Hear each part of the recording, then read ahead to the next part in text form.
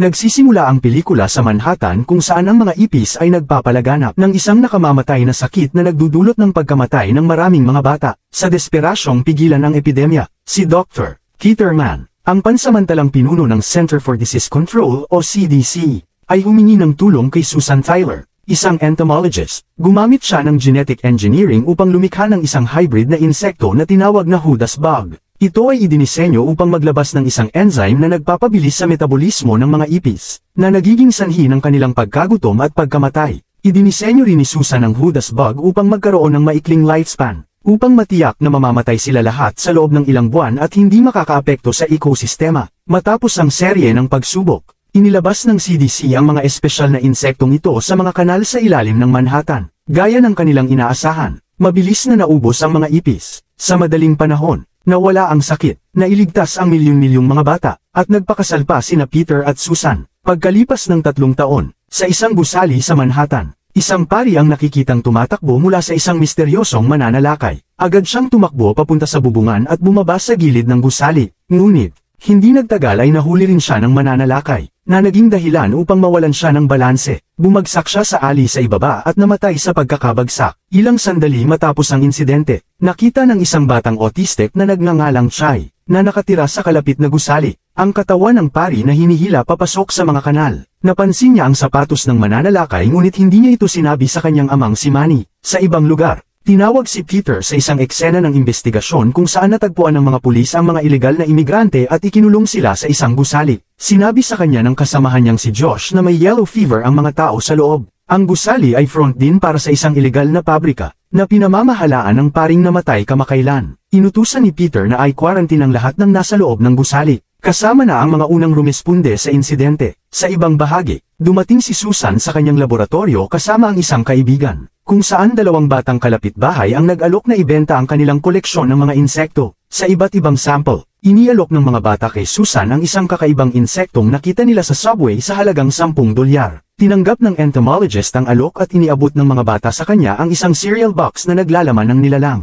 Ngunit hindi niya agad ito binuksan dahil marami pa silang trabaho ng kanyang kaibigan. Ilang oras ang lumipas, napansin ni Susan na malakas na ang paggalaw ng cereal box. Kumuha siya ng kagamitan at hinati ang kahon. At sa kanyang pagkagulat, nakita niya na ang kakaibang insekto ay halos kamukha ng Judas bug na ginawa niya 3 taon na ang nakalipas. Nang sinubukan niyang suriin ang nilalang, kumapit ito sa kanyang guwantes. Agad niya itong tinusok ng scalpel at inilagay sa isang tray. Pagkatapos nito, binalikan ni Susan ang kanyang mga lumang tala sa pananaliksik. Naghahanap kung may mga species na katulad ng Judas bug. Lubos siyang nakatutok dito kaya hindi niya napansin ang isang kakaibang figura na papalapit sa kanyang bintana. Ang aninong may hood ay pumasok sa kanyang laboratorio at naglakad papunta sa tray kung saan nakapako ang Judas bug. Samantala, kumuha si Susan ng kumpirmasyon sa pagsusuri ng enzyme mula sa dugo ng insekto. Kumpirmado ang kanyang kinatatakutan na ito nga ay ang Judas bug mula 3 taon na ang nakalipas. Bigla na lang siyang naistorbo ng isang malakas na ingay. Lumingon si Susan sa kanyang laboratorio at napansin niyang nawawala ang insekto. Napansin din niya ang isang aninong gumagalaw sa dilim ngunit hindi niya matukoy kung ano yun. Biglang lumipad ang figure sa tabi niya palabas ng bintana. Kinagabihan, sinabi ni Susan kay Peter na ang specimen na nakuha niya mula sa mga bata ay tiyak na ang Judas bug. Nagulat si Peter dahil alam niyang ang mga Judas bug ay ginawa lamang upang mabuhay ng isang henerasyon. Mas nakalilito pa na ang specimen ay isang bagong pisa pa lamang. Walang duda na hindi lang buhay ang mga insektong ito kundi nagbi-breed din sila. Kinabukasan, nagtungo ang mag-asawa sa pinakamalapit na istasyon ng subway kung saan nila nakilala ang 2 batang nagbenta ng insekto. Itinuro ng mga bata sa kanila ang isang lumang silid ng maintenance kung saan nakuha ang insekto. Pumasok sina Susan at Peter sa lumang silid at natagpuan ang isang nakatagong butas sa likod ng isang metal cabinet. Ngunit bago pa nila ito masuri, biglang dumating ang isang lokal na pulis na si Leonard. Pinagalitan niya ang mag-asawa dahil pumasok sila ng walang pahintulot at pinalabas sila. Nagalit si Peter ngunit pumayag na bumalik na lang sa ibang pagkakataon nang may tamang mga papeles. Di nagtagal, nakilala ni Susan sina Chai at Manny na nasa subway din.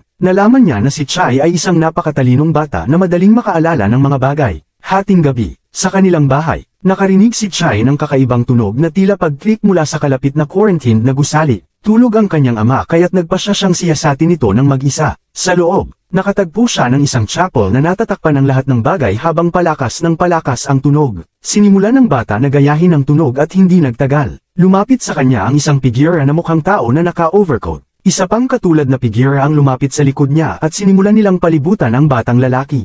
Bago natin makita kung ano ang nangyari kay Chai, lumipat ang eksena sa isang water treatment plant sa Manhattan. Nakahuli ang mga staff ng paglilinis ng isang patay na nilalang mula sa filtering tanks at sa simula ay inakala nila itong isang bata. Ngunit sa mas malapit na pagsusuri, napagtanto nila na ito ay isang higanteng insekto. Kinabukasan, nakatanggap ng tawag si Susan para pumunta sa water treatment plant. Dumating siya kaagad kasama ang isang kaibigan at sinuri nila ang nakuha nilang specimen. Sa kanilang pagkasindak, napagtanto nilang ito ay isang Judas bug, halos kasinlaki ng isang aso. Kumuha ng mga litrato si Susan ng nilalang at hiniling sa kanyang kaibigan na ipasa ang mga ito sa isang lab para sa mas detalyadong pagsusuri. Samantala, nadiskubre ni Manny na nawawala si Chai. Napansin niyang bukas ang bintana malapit sa kama ng bata at inisip niyang maaaring pumasok ito sa gusali sa tabi nila. Sa ibang lugar, bumalik sina Peter at Josh sa subway station na may dalang permit at nakipagkita kay Leonard. Ang pulis. Pumasok sila sa maintenance room at natuklasan ang isang malaking butas sa dingding na bumababa ng hindi bababa sa 5 palapag sa ilalim ng lupa. Ang tatlo ay pumasok dala ang mga kagamitan sa laboratorio. Umaasang matutuklasan ang pugad ng mga Judas bug. Habang nangyayari ito, tumawag si Manny sa mga pulis tungkol sa pagkawala ng kanyang anak ngunit napasama ang kanyang ulat sa pila. Dahil dito, napilitan siyang kumilos ng mag-isa kaya pumasok siya sa gusali sa pamamagitan ng isang sewer entrance na may dala lamang na lighter. Makalipas ang ilang oras, dumating si Susan sa isang subway station at naghihintay ng tren pauwi. Sa ilalim ng parehong istasyon, nakita ni Leonard, Josh, at Peter ang isang silid na may mga dumi sa lahat ng bahagi ng mga dingding. Samantala, pali pa ang oras ni Susan sa pagsusuri ng mga litrato na kuha niya sa water treatment plant. Nang alisin niya ang kanyang pansin mula sa mga litrato, napansin niyang siya lang ang tao sa istasyon. May isang tao lang na nakatayo ng ilang metro ang layo, na mukhang naka-trench coat at sombrero. Nang magpasya siyang umalis, biglang lumitaw ang figure bilang isang higanteng Judas bug, kasinlaki ng isang adultong tao. Natakot si Susan at nagsimulang tumakbo, ngunit lumipad ang nilalang at dinala siya sa mga tunnel sa ilalim ng istasyon. Samantala, nangongolekta sina Peter at Josh ng mga specimen mula sa mga dingding. Nakatayo si Leonard sa isang lumang wooden platform, nakatingin sa mga labi ng lumang subway. Maya-maya, may lumitaw na maliit na Judas bug sa platform, at pinisa ito ni Leonard. Nakita ito ni Peter at nagmamadaling iligtas ang insekto, ngunit huli na. Pareho nang nakatayo ang mga lalaki sa platform at ilang segundo lang ang lumipas. Bumigay ito, pareho silang nahulog sa susunod na palapag, habang naiwan si Josh sa itaas. Nang makatayo muli, iniutos ni Leonard kay Josh na bumalik at kumuha ng tulong. Sa simula, nag-alangan si Josh ngunit napagtanto niyang walang ibang paraan para maiahon ang kanyang mga kaibigan. Sa ibang bahagi ng parehong network ng underground sewer canals, nagising si Susan matapos ang ilang sandali. Nakita niya ang ilang nabubulok na bangkay ng tao at kinuha ang isang metal pipe na malapit sa kanya upang ipagtanggol ang sarili. Maingat niyang ginalugad ang mga tunnel, at nakita niya ang mas marami pang daan sa iba't ibang direksyon. Isa sa mga ito ay may natural na liwanag na nagmumula sa itaas kaya't nagtungo siya roon. Sa kanyang pagkabigla, nagmumula ang liwanag sa isang sewer opening sa itaas kung saan may mga taong naglalakad. Sinubukan ni Susan na sumigaw para humingi ng tulong. Ngunit sa halip ay nakatawag ito ng atensyon ng isa sa mga Judas bug. Lumipad ito patungo sa kanya, ngunit tinuhag niya ito gamit ang pipe at tumakbo palayo. Sinundan siya ng isa pang bug, ngunit nakatakas siya sa pamamagitan ng isang maintenance hole opening. Samantala, sinubukan ni Josh na hanapin ang kanyang daan pabalik at agad na nakakita ng isang opening sa itaas. Sinubukan niyang umakyat, ngunit nadulas siya, at ang ingay ng kanyang pagbagsak ay gumising sa mga bug sa paligid. Natakot si Josh at nagmadaling umakyat. Humahawak sa isang lubid, ngunit nahuli ng mga halimaw ang kanyang binti. Hindi nagtagal, nagsimula siyang damyugo sa bibig at sa kasamaang palad ay hinayla siya pabalik hanggang sa kanyang kamatayan. Samantala, narinig ni Susan ang mga galaw sa itaas niya at tumingin siya pataas sa metal maintenance hole kung saan siya nakatakas. Sa kanyang pagkagulat, nakita niya si Manny, na matagal nang naghahanap sa kanyang anak. Malapit lang, sina Peter at Leonard ay nagsiyasat sa chasm. Umaasa na babalik si Josh na may dalang tulong. Napansin ni Leonard ang isang lumang tren at sinabi kay Peter tungkol dito, ngunit hindi interesado si Peter. Sa sandaling yon, biglang tumakbo palabas si Manny mula sa isang kalapit na tunnel at sinabi sa kanila ang tungkol kay Susan. Di nagtagal, tinulungan ng tatlong lalaki si Susan na makabalik pataas. Ngunit nakarinig ng ingay ang isang Judas bug at nagsimulang lumapit sa kanilang direksyon. Sa kabutihang palad, naiahon nila si Susan at naisara ang takip ngunit ang halimaw ay nagmamadaling sumusunod. Tumakbo sila pabalik sa malaking chasm at nagtago sa loob ng tren. Kinuha ni Leonard ang kanyang baril at nagpaputok ng ilang bala sa bug, ngunit patuloy pa rin itong lumalapit. Samantala, isinara ni Peter ang pintuan ng tren, at naipit ang bug sa kalahati. Sinubukan itong hilahin ang sarili ngunit napunit ang katawan nito, at ang itaas na bahagi ay gumapang sa ilalim ng isang upuan. Tinulungan ni Peter si Leonard na hilahin ang insekto upang mapatay nila ito. Hinayla nila ito palabas. Ngunit pansamantalang nagkampante si Leonard kaya't nagkaroon ng pagkakataon ang halimaw na sugatan ang kanyang binti. Sa kabila nito, nagpaputok siya ng maraming bala at tuluyang napatay ang bug. Nilock nila ang kanilang mga sarili sa loob ng tren. At inayos ni Peter ang mga sugat ni Leonard. Samantala, tinulungan ni Manny si Susan na suriin ang patay na bug. At napansin niyang may mga organo itong tulad ng baga. Inisip ni Susan na ng genetic niyang pinabilis ang metabolismo ng mga hudas. Pinabilis din niya ang kanilang breeding cycle. Sa loob ng 3 taon, nakapagparami ang mga insektong ito ng daan-daang libong henerasyon, na nagbigay daan sa kanilang mabilis na ebolusyon. Dagdag pa ni Susan na ang mga hayop sa kagubatan ay minsan nag-i-evolve upang gayahin ang kanilang mga predator.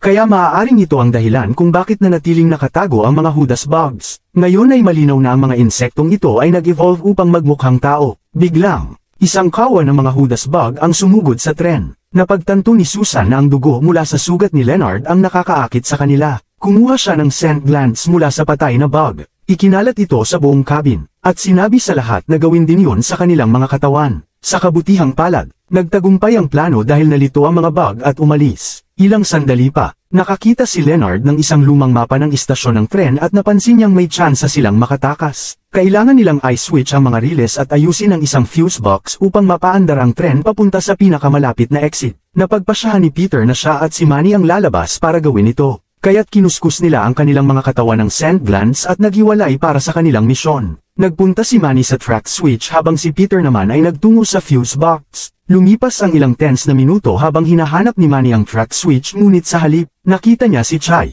Lumalabas na nakaligtas ang bata sa mga insekto dahil nagagawa niyang gayahin ang mga tunog ng mga ito. Nang susubukan ng kuhanin ni Manny ang kanyang anak, biglang lumitaw ang isang hudas bug sa likod at sinaksak siya sa dibdib. Nagsisigaw si Chai sa takot habang nasaksihan ang pagkamatay ng kanyang ama. Nakikita ni Leonard at Susan ang pangyayari mula sa maduming bintana ng tren. Bagaman nagdadalamhati, nagpasya siyang lumabas ng palihim at sana ay mailigtas si Chai. Ilang segundo lang ang lumipas. Napaganya ni Peter ang fuse box, at nagbukas ang ilaw sa loob ng tren. Sinimulan ni Leonard ang makina ng tren, ngunit nagkaproblema ito at nagsimulang umusok. Malakas din siyang dumudugo, na siguradong makakaakit ng mga halimaw. Kaya't ginawa niya ang pasyang isakripisyo ang sarili upang makatakas ang iba. Sa oras na ito, naabot na ni Susan si Chai at nagtungo sila sa track switch. Samantala, nakakita si Peter ng maliit na elevator na umaabot hanggang sa itaas. Nakita ni Leonard ang lahat ng ito at napagtanto niyang dumating na ang oras. Kaya't bumaba siya mula sa tren, kumanta, at hinaya ang damyugo upang akitin ang mga halimaw papunta sa kanya. Nang malinis na ang paligid,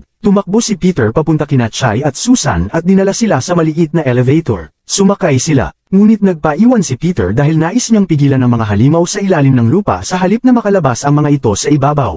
Samantala, matapos patayin si Leonard, binalim ng mga halimaw ang kanilang pansin sa natitirang mga tao. Ang ilan sa mga insektong ito ay napakatalino at mabilis na natutunan kung paano gumagana ang pulley system ng elevator. Sinubukan ng isa na putulin ang cable na humahawak sa elevator ngunit nakatakas sina Susan at Chai bago pa mangyari ito. Nahulog ang elevator at natrap ang mga halimaw sa ilalim ng lupa. Samantala, gumapang si Peter sa isang tunnel at biglang napadpad sa isang malaking silid kung saan libu-libong itlog ng hudas ang naroroon. Sa pagkakataon, may mga gas pipe din sa sahig na nagbigay sa kanya ng ideya. Kinuha ni Peter ang isang palakol na nasa malapit at sinimulan ang pagsira sa mga pipe. Nagsimulang tumagas ang flammable gas at napuno ang buong silid. Ilang sandali lang, may ilang mga adult female bugs ang nakahanap ng tunnel kung saan pumasok si Peter. Agad na lumipad ang mga ito patungo sa kanya kaya't kinuha ni Peter ang lighter mula sa kanyang bulsa at sinubukang sindihan ang gas. Sa kasamaang palad, pamalya ang lighter at nahulog sa tubig sa imburnal. Napilitan si Peter na hampasin ang kanyang palakol sa bakal upang makalikha ng spark. Habang bumababa ang mga hudas bug sa kanya, nagawa ni Peter na pasiklabin ang gas, at sumabog ang buong sistema ng imburnal. Sa kalye sa itaas, nagliliparan ang mga takip ng manhole. Nag-aapoy ang mga kotse, at lumalabas ang apoy mula sa mga sewer. Sina Susan at Chai, na nakalayo na sa linya ng tren, ay natangay din ng pagsabog. Gayunpaman, lumala pa ang kanilang problema nang lumitaw ang fertile male hudas bug sa malapit. Nakita ni Susan na may paparating na tren at mabilis na nag-isip ng plano. Sinugatan niya ang sarili upang makuha ang atensyon ng lalaki at tumakbo patungo sa tren. Sinundan siya ng hudas bug, at bago pa sila mabangga ng tren, Tumalon si Susan palayo, ngunit hindi pinalad ang bug at naduraj ito sa ilalim ng mga gulong ng tren. Agad na tinungo ni Susan si Chai at hinayla siya papunta sa ligtas na lugar. Makalipas ang ilang sandali, nagdatingan ang mga bumbero, pulis, at medical personnel sa kalsada upang ayusin ang sitwasyon. Nailigtas na rin sina Susan at Chai at sinabi ng isang opisyal sa kanila na lahat ng mga bug ay na-exterminate na. Ilang sandali lang, umahan si Peter mula sa underground subway station. Lumalabas na nakatalon siya sa tubig ng imburnal bago siya abutan ng pagsabog ng gas. Habang nagtatapos ang pelikula, tumakbo papalapit kina Susan at Chai si Peter, at nagyakapan ang tatlo ng buong pagmamahal.